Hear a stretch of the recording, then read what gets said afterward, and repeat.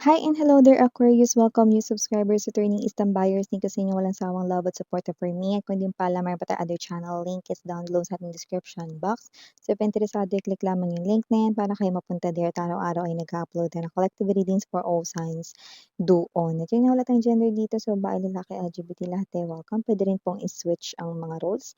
Dahil possible talaga magkapalit-palit yarn kasi general reading ito. And at the end of the day, lahat may free will na free yung gamitin anytime, anywhere. Like, it's up to you kung gusto nyo i-claim ang mga messages or hindi. Cross-watchers ni Aquarius, welcome ka rin. May Aquarius placement sa natal/birth chart.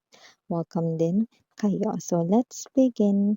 Archangel Michael, thank you so much. Angel guides, can we get messages right here for Aquarius, please? What does Aquarius needs to know? Can you please show me?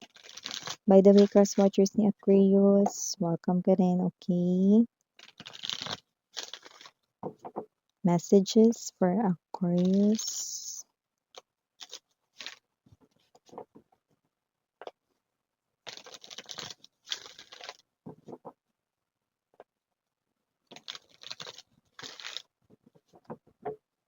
Okay, so let's go ahead and check this mga mensahe para sa iyo, Aquarius. So guys, you do have here the energy of Nine of Swords,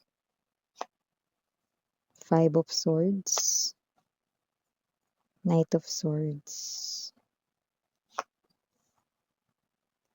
King of Wands, Ace of Swords, Justice, bottom of the deck, Judgment, Chariot, and the Three of Wands energy. At the end of the day, makukuha mo pa rin kung ano yung nakapabor para sa'yo because deserve mo iyon. So kung ano man yan, maaaring may kinalaman with the Judgment card energy. Possible na kung ano man yung parang ikaw ito na parang feeling down, parang alam mo yung energy na parang hinahamak ng iba or parang whatever the case may be, parang sinusubok ka ng iba or whatsoever, no? Hindi mo na yun kailangan patunayan because you're gonna receive justice right in here, okay?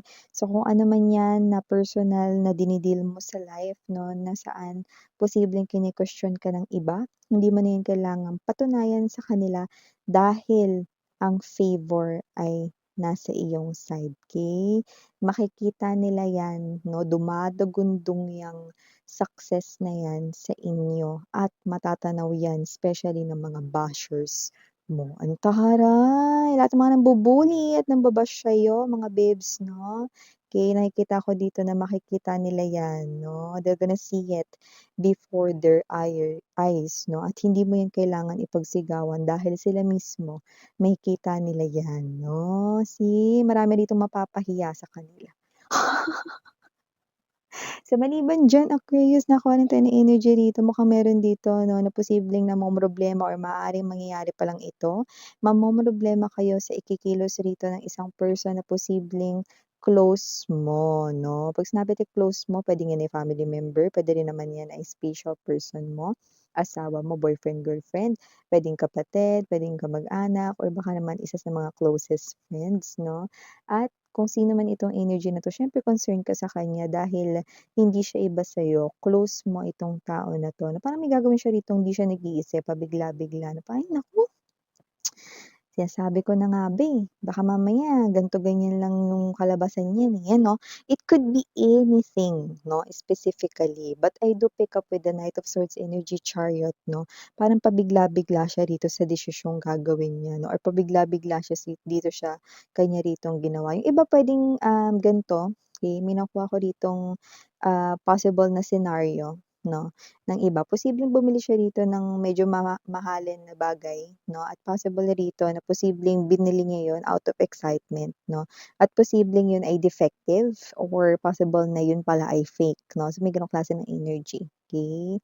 So, example lang yun, but it could be any other thing na kung saan parang bigla-bigla na lang niyang ginawa yun, 'yan 'no. Hindi siya masyadong nag-isip, 'yan 'no. Parang may energy ka rito ng panghihinayang or nasasayangan ka kahit hindi naman ikaw mismo yung gumawa nung bagay na yun. Pero dahil ka-close mo parang namomroblema ka rin, especially kung ito ay family member or boyfriend, girlfriend or asawa mo. "Ano ba naman 'yan babe, bakit kasi nagmadali ka masyado, hindi mo pinag-isipan." 'Yan, parang maaaring ito yung sa trabaho, "Ba't pinasa mo kaagad, hindi mo dinouble-check?" Yung mga gano'n 'no.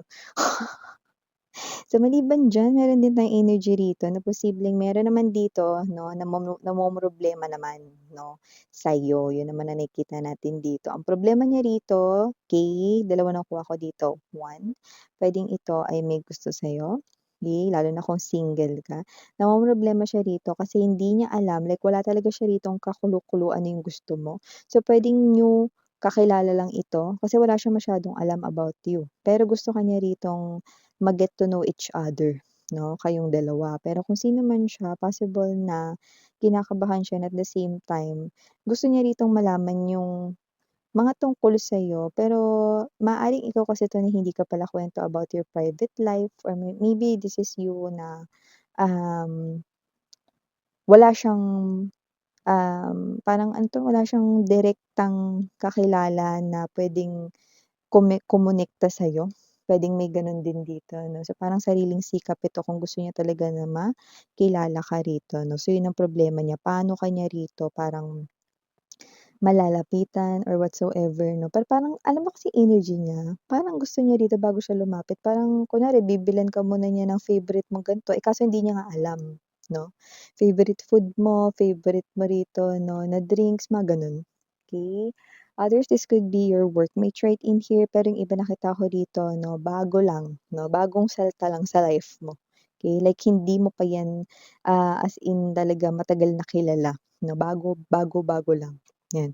Eh, at yung isa naman 'no, na nakikita natin namomroblema dito ay walang iba kundi ang ex mo, 'yan 'no.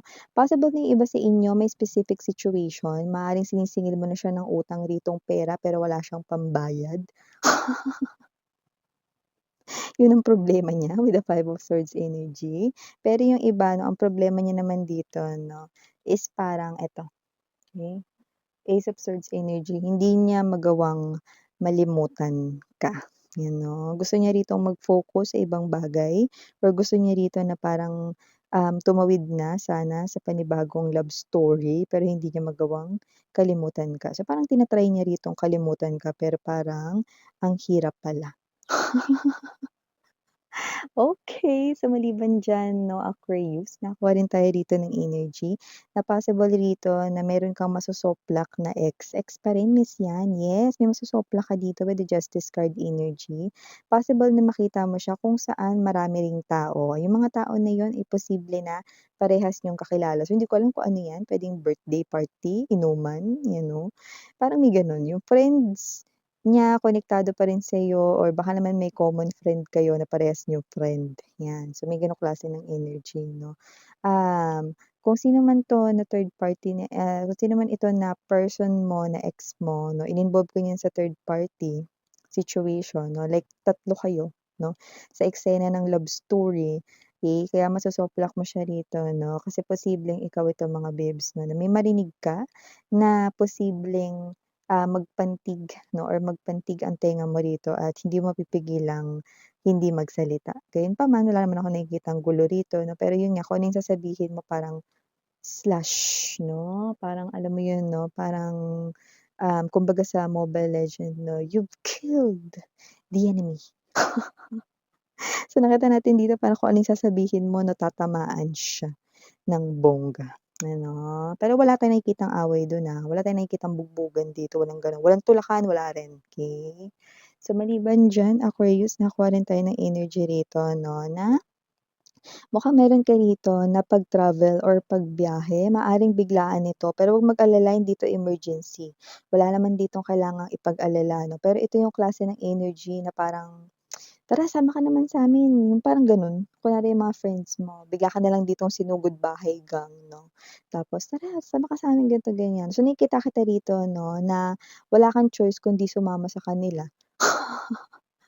Dahil todo-todo yung pag-e-effort nila 'no, na talagang mapasama ka. So, may gano'ng klase ng energy sila rito. Kaya kung sino man 'yan, kaya ako ginamit yung energy ng posibleng mga friends mo ito. Kasi yung mga friends talaga yung mga pipilit, eh, 'di ba? Kaya yun yung example na napili ko rito, okey? Pero kung sino man 'tong mga pipilit sa'yo, ito yung mapilit talaga, 'no, yung, "Bilisan mo na, ito na ihahanda ko na yung sapatos, anong gusto mo kulay yung suotin mo dito, ako na nga magpipili dito sa cabinet mo." Gano'n. Kasi yung mga gano'ng klase ng energy. More likely friends, so marami 'yan silang pupunta sa'yo, okey? Or kung mga pinsan mo 'yan, basta marami, ibig sabihin more than one 'yan, okey, pupuntahan ka talaga nila. Or yung iba hindi 'yan sa bahay, puwedeng alam nila kasi dito yung schedule mo, eh, siguro after ng work mo, andiyan na sila agad 'no, nasa lobby na. Nakaabang na sa'yo, kinikita natin dito. So, in other words, wala kang magagawa, mapapasama ka talaga dito or sasama ka talaga sa kanila. And eto na nga 'no, for the next 3 months na yung iba diyan, lalo na if you are someone right here not looking for love 'no, nakita tayo rito ng twin flame 'no, na mami-meet mo in 3 months time 'no. Pero yung iba maaaring hindi niyo yan twin flame, possible na yan ay iyong soul mate, 'yan. So, ito yung mga messages right here for you, Aquarius. Thank you so much sa oras mo. Again, I'm Yuriana Oni, sarang ngayong love and light. 안녕.